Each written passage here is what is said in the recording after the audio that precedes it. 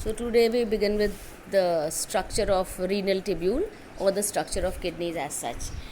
इससे पहले कि हम आगे चलें वो आपको बता ही रखा है कि किडनी हमारे बॉडी से वेस्ट रिमूव करने के काम आती है और हमारे बॉडी के अंदर होम्योस्टैसिस मेंटेन करने के काम आती है, क्योंकि बॉडी के सारे जो भी काम हैं वो एक पर्टिकुलर टेम्परेचर पे होते हैं, तो ये अपसेट ना हो इसके लिए किडनी एक एक्सीलेंट रोल प्ले करती है। वैसे तो बहुत सारे अदर भी एक्सक्रीटरी ऑर्गन्स हैं जो आपको पहले डिस्कस हो चुके हैं। आज अपन यूरिनरी सिस्टम एज सच की तरफ बढ़ते हैं। So to begin with we start with the urinary system, and in this urinary system में जो इंडिविजुअल यूनिट होता है किडनी के अंदर सिचुएटेड रहते हैं उसको हम कहते हैं नेफ्रॉन या फिर यूरिनोफरस ट्यूब्यूल कहते हैं। और जैसा मैंने आपको पहला बताया था कि हमारे मैमल्स के अंदर मेटानेफ्रॉस टाइप की किडनी प्रेजेंट होती है और इस किडनी के अंदर बहुत सारे स्ट्रक्चरल यूनिट्स होते हैं। As many as 20 lakh structural units are present, जिनको हम नेफ्रॉन कहते हैं।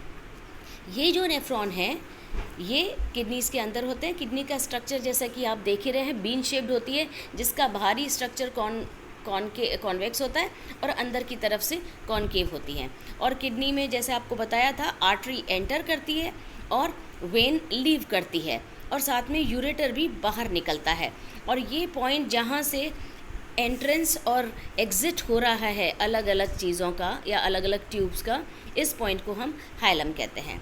So now coming to the structure of uriniferous tubule और नेफ्रॉन एज सच। तो नेफ्रॉन के जो स्ट्रक्चर हैं उसका 3 पार्ट्स पाए जाते हैं। इस नेफ्रॉन के स्ट्रक्चर में लगभग 5 पार्ट्स पाए जाते हैं। इनमें सबसे पहले होता है Malpighian corpuscle, then proximal convoluted part या हम पीसीटी कहते हैं, then loop of Henle, then distal convoluted tubule या जिसको हम डीसीटी कहते हैं, एंड लास्ट में होता है collecting duct. So a uriniferous tubules is made up of these 5 parts, जिनको अपन मेल्पिगियन कॉर्पसल कह रहे हैं, proximal convoluted tubule, then loop of Henle, distal convoluted tubule and then collecting tubule। इन सारे ट्यूब्यूल्स के अंदर actually there is a gradation कि जो पहले 4 पार्ट्स हैं ये सिक्रेटरी होते हैं इन देयर फंक्शन, और जो लास्ट पार्ट है दैट इज़ कलेक्टिंग डक्ट, ये एक्सक्रीटरी होता है अपने फंक्शन में। सो this is a structure of a nephron. ये एक नेफ्रॉन का स्ट्रक्चर होता है। जैसे आप देख ही रहे हैं नेफ्रॉन एक ऐसा लगता है जैसे कि कोई छल्ला है, इस प्रकार का स्ट्रक्चर होता है, क्योंकि इसमें जो लंबी सी ये जो ट्यूब है ये लूप ऑफ हेनले है। So now coming to the structure of this nephron as such, इसका पहला पार्ट जिसको अपन मेल्पिगियन कॉर्पसल कह रहे हैं, ये जो मेल्पिगियन कॉर्पसल है ये किडनी के बाहरी पार्ट में पाया जाता है, जिसको हम कॉर्टेक्स कहते हैं। किडनी के आपको याद होगा किडनी के 2 पार्ट्स होते हैं, एक बाहरी पार्ट जिसको कॉर्टेक्स कहा जाता है और एक भीतरी पार्ट जिसको मेड्यूला कहा जाता है। तो मेल्पिगियन कॉर्पसल कॉर्टेक्स में पाया जाता है। इस कॉर्टेक्स में सेल्स स्क्वामस एपिथेलियल की लाइन करती हैं। इस कॉर्टेक्स के अंदर इस मेल्पिगियन कॉर्पसल के अंदर रीनल आर्टरी एंटर करती है और ये रीनल आर्टरी देन एंटर करने के बाद, किडनी के अंदर एंटर करने के बाद जहाँ पे हाइलम होता है वहाँ वो छोटे छोटे वेसल्स में बदल जाती है या छोटी छोटी ट्यूब्स में बदल जाती है, जिनको हम आर्टीरियोल्स कहते हैं। ये आर्टीरियोल्स आगे जा कर के 2 तरह की पाई जाती हैं। एक तो वो जो सीधे रीनल आर्टरी द्वारा बनती हैं, इनको हम कहते हैं एफरेंट आर्टीरियोल, और इनका जो व्यास है दैट इज़ थिन। देन दूसरी ये एफरेंट अंदर जा कर के या और आगे सब डिवाइड करती हैं एंड सब डिवाइड करने के बाद ईफ्रेंट आर्टीरियोल्स में बदल जाती हैं, और ये ईफ्रेंट आर्टीरियोल्स फिर उस पर्टिकुलर कैप्सूल को छोड़ देता है। तो ये जो कैप्सूल है जिसमें ये सारा नेटवर्क ऑफ ब्लड वेसल्स है, हम इसको मेल्पिगियन कॉर्पसल कहते हैं। तो मेल्पिगियन कॉर्पसल अगर आप ठीक से देखें तो it is made up of 2 parts. एक पार्ट तो कप शेप्ड पार्ट होता है जिसको हम बोमेंस कैप्सूल कह रहे हैं, एंड दूसरा part is made up of all these blood vessels जिसको हम ग्लोमेरुलस कहते हैं। सो इन द मेल्पिगियन कॉर्पसल जो कि कॉर्टिकल पार्ट में पाई जाती है, रीनल आर्टरी एंटर करती है और रीनल आर्टरी डिवाइड करती है, एंट्री सब डिवाइड करती है आर्टीरियोल्स में। ये बन जाते हैं एफरेंट सिस्टम। एफरेंट आगे जाकर सब डिवाइड करके इफरेंट आर्टीरियोल्स में बदल जाता है और इफरेंट आर्टीरियोल्स इस तरह से इस पूरे ऑर्गन का जो भी कचरा है उसको इकट्ठा कर करके एंड में वेन में जाके खुलती है। तो that will be a later chapter of discussion या later topic of discussion. First we just take Malpighian corpuscle. तो मेल्पिगियन कॉर्पसल के अंदर बोमेन्स कैप्सूल और ग्लोमेरुलस पाया जाता है। नाउ क्योंकि मैंने आपको बताया कि यहाँ पे एफरेंट और इफरेंट आर्टीरियोल्स के डायमीटर में चेंज होता है, so in the glomerulus blood flows under pressure, और क्योंकि ब्लड प्रेशर के अंडर फ्लो करता है तो इसके साथ यहाँ पे फिल्ट्रेशन प्रोसेस होता है। जो भी ज़्यादा पतले मटेरियल होते हैं वो तो अंदर रह जाते हैं और थोड़े जो मोटे होते हैं वो कैविटी के अंदर रह जाते हैं, बाकी एज सच फिल्ट्रेट आगे पास हो जाता है। Fine, so this was the first structure जिसको अपन कह रहे हैं Malpighian corpuscle. Now begin with the next structure जिसको हम कहते हैं प्रॉक्सिमल कॉन्वोलेटेड ट्यूब्यूल। ये जो प्रॉक्सिमल कॉन्वोलेटेड ट्यूब्यूल है ये किडनी के ही कॉर्टिकल पार्ट में ही पाया जाता है, जैसे कि मेल्पिगियन कॉर्पसल पाया जाता है, जहाँ पे ये जो पार्ट है ये बना रहता है क्यूबॉइडल एपिथेलियम का, और क्यूबॉइडल एपिथेलियल की जो सेल्स हैं उनमें माइक्रोविलाई पाई जाती है। इस माइक्रोविलाई के पाए जाने की वजह से the surface area increases so that maximum absorption can take place. ये हर जगह नहीं पाया जाता विलाई, केवल PCT या प्रॉक्सिमल कॉन्वोलेटेड ट्यूब्यूल में पाया जाता है।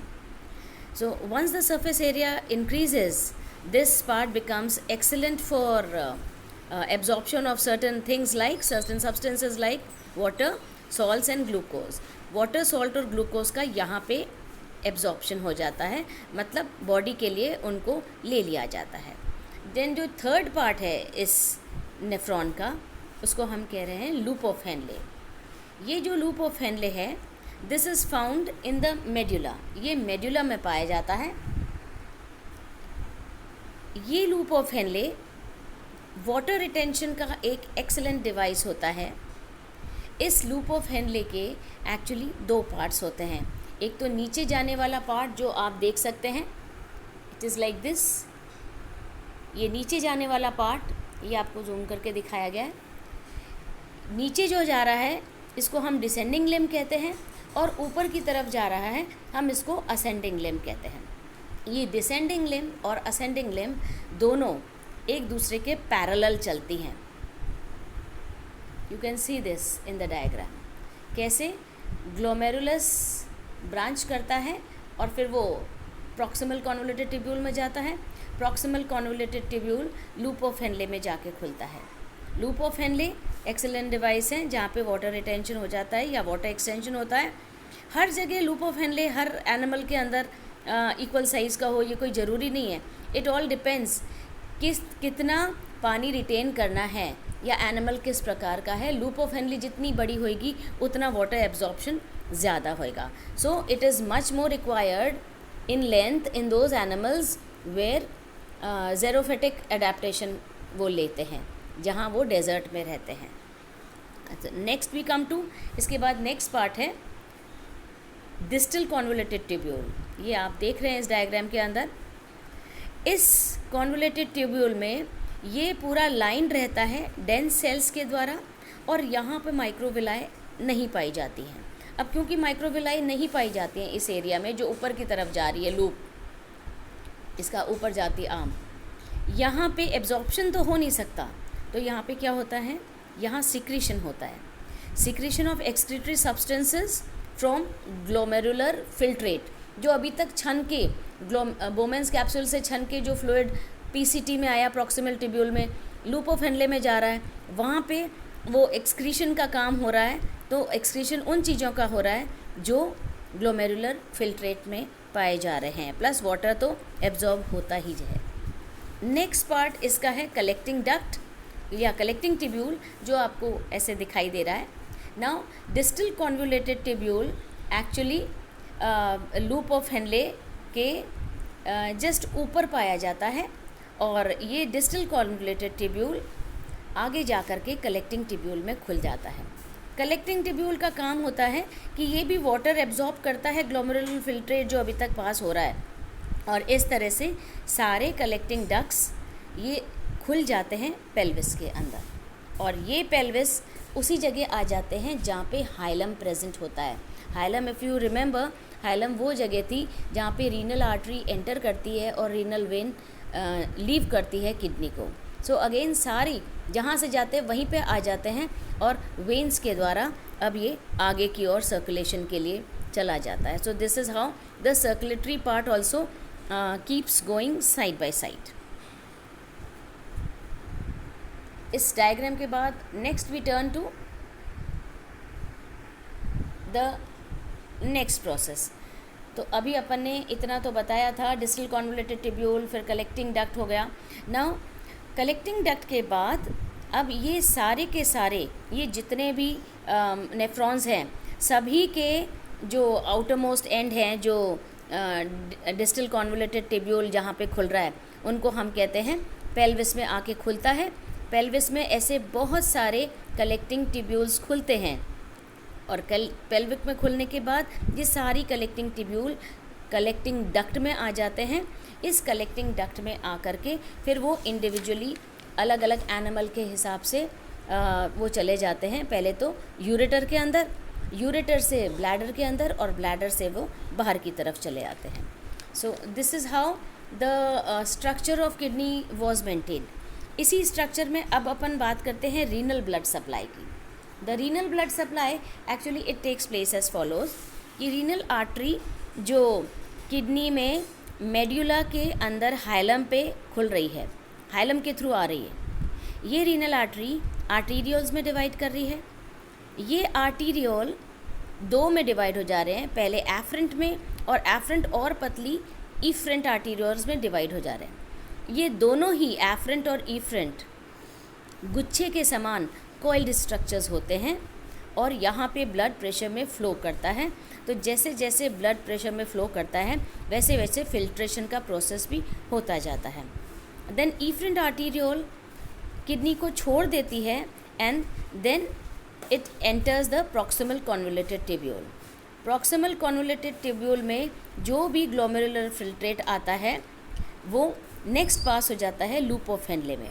लूप ऑफ हेनले के दो आर्म्स थे, descending arm and ascending arm, और जो डिसेंडिंग और असेंडिंग के बीच का स्ट्रक्चर था वो हेयरपिन स्ट्रक्चर था जो इन दोनों आर्म्स को जोड़ रहा था। जब वो असेंडिंग आर्म में चला जाता है वहाँ से ये सारा का सारा फ्लूइड डिस्टल कॉन्वोल्यूटेड ट्यूब्यूल में आ जाता है। डिस्टल कॉन्वोल्यूटेड ट्यूब्यूल में आने के बाद अब ये सारे ब्लड वेसल्स मिल करके बना देते हैं वासा रेक्टस। खूब सारा ऐसा वासा रेक्टस प्रॉक्सिमल ट्यूब्यूल को सराउंड करता है, लूप ऑफ हेनले को सराउंड करता है, और डिस्टल कॉन्वोल्यूटेड ट्यूब्यूल को सराउंड करता है, जिससे कि वैस्कुलर सप्लाई इस पूरे टिश्यू में बहुत अच्छे से होती रहे। जैसे जैसे वैस्कुलर सप्लाई होता जाएगा, blood, vascular supply means blood का सप्लाई, ब्लड के सप्लाई होते होते एब्जॉर्प्शन एंड एक्सक्रीशन दोनों साथ साथ होते चले जाएंगे। फाइनली ये सारे के सारे वासा रेक्टस जो कि जाल है इस ब्लड वेसल्स का, ये एंटर करेंगी और बना लेंगी वेन्यूल्स। वेन्यूल्स आगे जा कर के रीनल वेन बनाएंगे, और रीनल वेन आगे जाके पोस्ट केवल वेन के द्वारा बाहर खुल जाएगी, और ये पोस्ट केवल फिर किडनी से ब्लड सप्लाई को वापस ले जाएगी। So this was how the whole structure of kidney was maintain. और इससे पहले अपन को एक और छोटा सा आस्पेक्ट करना है when you look at the structure of kidney. Now this was the structure of kidney, यहाँ पे आपने देखा this was the structure of kidney. इस स्ट्रक्चर में आप देखो कि किडनी को जब हम ठीक से देख रहे हैं तो दो पार्ट्स में डिवाइडेड है। एक को हम कह रहे हैं कॉर्टिकल पार्ट, और दूसरे को हम कह रहे हैं मेडुलरी पार्ट। मेडुला अंदर का होता है, कॉर्टिकल पार्ट बाहर का होता है। ये जो कॉर्टेक्स है इसके अंदर बहुत सारे उभार नज़र आते हैं। ये उभार किडनी के अंदर ऐसे सच उभार नज़र आते हैं। ये उभार अगर कॉर्टेक्स में होते हैं तो इनको हम रीनल कॉलम और बर्टनाई कहते हैं, और अगर ये उभार मेडुला में होते हैं तो हम इनको पिरामिड्स कहते हैं। ऐसे आप स्ट्रक्चर देख रहे हैं तो इस किडनी के अंदर बहुत सारे आपको पिरामिड या कोन टाइप स्ट्रक्चर दिखाई दे रहे हैं, इनको हम पिरामिड्स कहते हैं। किडनीज़ के अंदर लगभग 10 से 15 पिरामिड्स मिलते हैं and all these pyramids appear to be radiating towards the pelvis, ये पेल्विस की तरफ रेडिएट करते नज़र आते हैं। 2 से 3 पिरामिड मिल करके अलग अलग खुलते हैं और ये कंबाइन होकर पैपिला के अंदर खुल जाते हैं। ये पैपिला चैनल्स के द्वारा अंदर की तरफ, मतलब किडनी में अंदर की तरफ प्रोजेक्ट हो जाता है। ये चैनल्स अंदर कैलसीज में खुलते हैं और ये कैलसीज आगे जाके कलेक्टिंग टिब्यूल में खुलते हैं।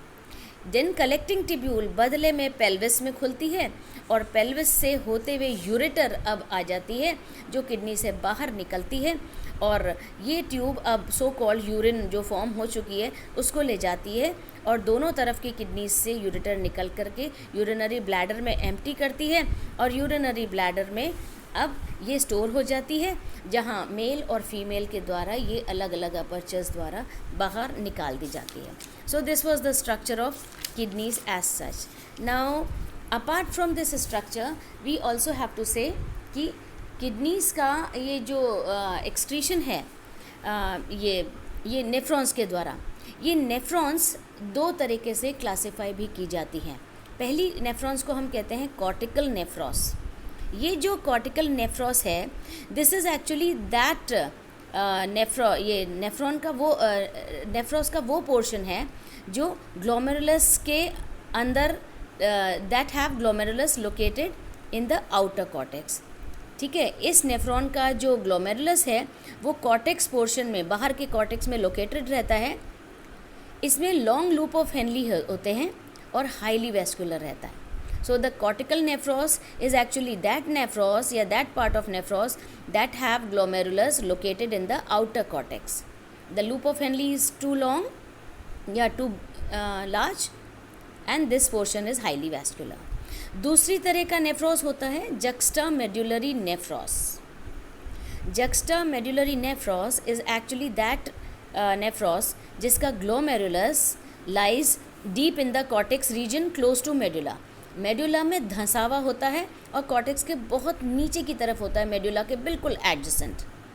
अब क्योंकि ये इतने नीचे लोकेटेड होता है तो इसके लूप ऑफ हेनले बहुत शॉर्ट होते हैं। सो अकॉर्डिंगली जहाँ लूप ऑफ हेनले बहुत लॉन्ग है वो उस तरह के एनिमल का डेजर्ट एडेप्टेशन रहता है कि पानी ज़्यादा एब्जॉर्ब कर ले, और जहाँ ज़्यादा नहीं होते वहाँ पानी के एब्जॉर्प्शन में उसी प्रकार का वेरिएशन होता है। So this was about the total structure of kidney and about the whole system as such. So to revise, इस पूरे सिस्टम को अगर अपन रिवाइज करते हैं तो ह्यूमन किडनीज़ 2 होती हैं जो वर्टेब्रल कॉलम के दोनों तरफ पाई जाती हैं। एक किडनी थोड़ी ऊपर होती है स्टमक और लिवर की पोजीशन की वजह से, दूसरी थोड़ी नीचे होती है। दोनों किडनी से यूरेटर निकलते हैं और यूरिनरी ब्लैडर में एम्प्टी करते हैं और ये ब्लैडर बाहर की तरफ खुलता है। किडनी के सजाइटल सेक्शन को देखते हैं तो किडनी के अंदर बहुत सारे उभार होते हैं। ये उभार रीनल कॉलम ऑफ बर्टनाई और ये उभार रीनल कॉलम ऑफ बर्टनाई और पिरामिड्स कहलाते हैं। ये पिरामिड्स सारे के सारे आगे खुलते हैं कैलसीज में, कैलसीज आगे मिल करके खुलते हैं चैनल्स द्वारा पेल्विस में, पेल्विस मिल करके कलेक्टिंग डक्ट में खुलती है और कलेक्टिंग डक्ट आगे जा करके कलेक्टिंग टिब्यूल में खुलता है जो कि यूरेटर से होते हुए यूरिन को कलेक्ट करके बाहर की तरफ ले जाता है। So this was the structure and individual function of the urinary structure या यूरिनरी टिब्यूल या of a uriniferous nephron. Thank you.